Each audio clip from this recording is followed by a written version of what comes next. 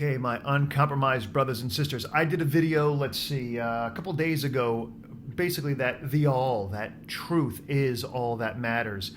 And I had someone saying it was a great video, and what is the truth that is all that matters? Universal truth or my truth? And I said, oh, hang in there. We're going to do a quickie video just to explain the distinction between the two, and I'll answer the question. This is huge. There is so much in this. I'm going to be very brief with the answer, though there's a much larger video that I should do based on this. I've done other stuff on this in the past. If you go look at my Freedom Talk videos in the past and scrolls through, I'm sorry I didn't do that prior, but I talked about this probably for about 20 minutes or so in one of those videos. There is a distinction between my truth and universal truth, or God's truth, or capital T truth, or the all or self. When I refer to universal truths or natural law or God's law or universal truth, right? These things, we are talking about the governing instance, the governing impulse, the creative impulse that has set forth something that creates the entire world, that it created the entire world and has put laws in place that we will either learn and follow and live by, and sometimes hit up against they are a rock that we should build all our lives on. There'll be the rock that we'll hit up against, and if we don't learn, we'll smash up against it until we really learn, or we'll stand upon and live our lives from creatively and powerfully and peaceably. So those are the universal truths, recognizing that this is a moral universe. It's a universe certainly that recognizes that there are laws of physics and thermodynamics, and I'm just going through just different sciences. You get the point. But it also, there's a moral universe.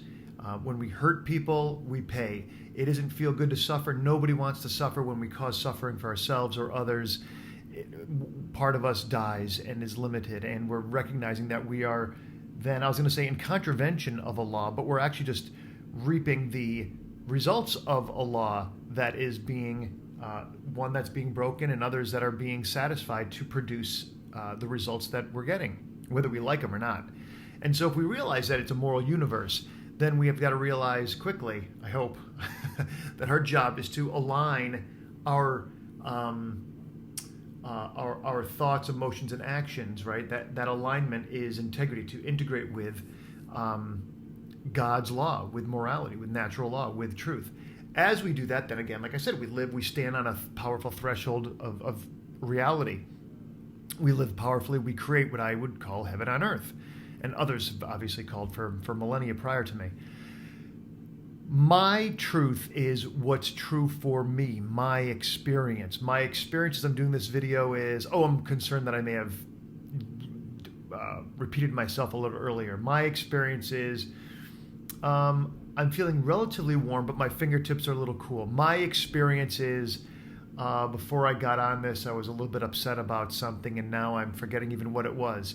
My experience is, I don't like when Democrats do X or Republicans do Y, or I don't like when people from another religion or another culture do these other things. That's my experience. It's what I'm feeling. It's my thoughts. It's how I stand and move. It's the senses in my body. It's sort of an amalgam of all that is my experience, and it is valid in that it is what you are experiencing. However, it is not valid in terms of it having any binding nature on how anybody else lives, what anybody else should think, what anybody else should do. Where, I'm going to say God's law, just, whatever, you get what I'm saying. God's law is binding on everybody, no matter how you feel, no matter what color skin you are, no matter if you had a bad, you were in a bad mood today, no matter if you didn't mean to go speeding through that red light while a tractor trailer was coming. Natural law, the laws of the universe don't pause because your experience was that you felt like you were lighter than air and you should have floated over that tractor trailer, right? The laws of the universe don't change because you gave somebody the finger when you were in a bad mood and then you get your butt kicked. It's like that. That's right. That is going to cause a reaction in somebody else, and then you're going to have to deal with that reaction. So Our job is to certainly recognize our experience and not deride it and say, well, that's just your experience. It means nothing. No, no, no. Your experience is, this is where it all comes together. Your experience is, if you care about truth, if you recognize a law outside yourself, your experience is the tuning fork to say, oh, I'm getting closer to, I'm doing the right thing, I'm not doing the right thing, right? But when we make our truth, when we elevate what we want higher than we esteem natural law, God's law, morality, truth, the moral nature of the universe, then of course, what are we going to appeal to? We're going to appeal to ourselves and what we want. And that is the highway to pain, right? I mean, think about it. I'm going to go on a little bit more. Think about this. This is why suffering happens, because I think that my will be done, right? There's an old expression in Christianity. Heaven is when we say to God, and again, I'm not a Christian, but the point's still the same. God being morality, truth, done. When we say to God, thy will be done. Heaven is when we say to God, thy will be done. Hell is when God says to us, thy will be done, right? When we want our will to be done first and foremost, when we want to be pleased, that's what we do, right? We do this, it doesn't create good results, so we go watch a bunch of TV, so we go shopping, so we go gossip about people, so we go eat too much, so we go sleep somewhere. And all we're doing is denying a royal inheritance that we've been granted, this powerful body, our tuning fork towards morality, our capacity to do good work in the world, to usher in the kingdom, all right? We deny it by just pleasing ourselves all the time. Then when you get a mob of people together, it becomes a mob.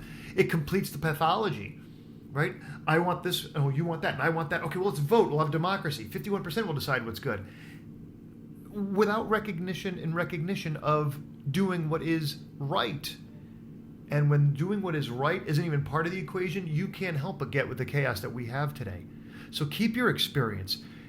You know, if somebody dies or there's pain out in the world that you're really sensitive to, it's like, yes, your tears are important. Now, they're not going to be important to everybody. There are certain people who aren't there. Now, if I see you crying on the street and you're just in a mess, I may just stop and say, hey, what's going on over there? I care about your truth, your experience. Not everybody will, and sometimes I won't, and I can't about everybody's experience. But we all have to always care about God's law, moral law, natural law, universal law, capital T truth, capital R reality.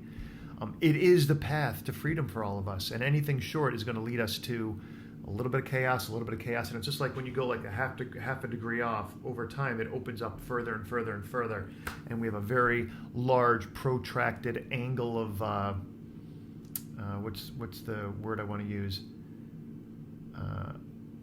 I don't know. There's probably a fun, fancy word in this, but we have, you know, when you're this far away from the truth, it's not a big deal because you can still just kind of leapfrog over. When you're miles and miles and miles away, after you take one wrong action, another wrong action, another wrong action, it can be a heck of a journey back. So what's the quickest way back if you find yourself or have found yourself really just loving civil governments that convince you that democracy and the majority rules, but then you realize, well, how can I then say slavery was wrong? Because the majority of people accepted it at one point, regardless of the culture it's been in or the time of history it's been in.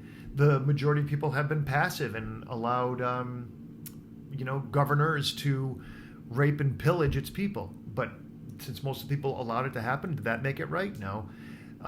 Hitler, the majority of people were mind controlled, right? Head games, repetition, lies, false flag terror, just outright terror and threats to be able to think that he was the savior. So if a group of mind-controlled people think that this is morality, this is good, this is right, does that make it true? No.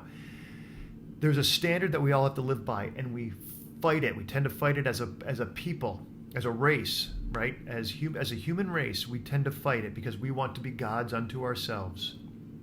And that's the path that's created this crazy world that we live in. So you want the antidote, speak the truth. You want the antidote, recognize that there is a law higher than you and higher than me that we all have to live to, that we all need to be appealing to. And when we do that, we're going to create the conditions for freedom now, and we're going to create a hell of a lot better world tomorrow. All right, everybody, don't compromise.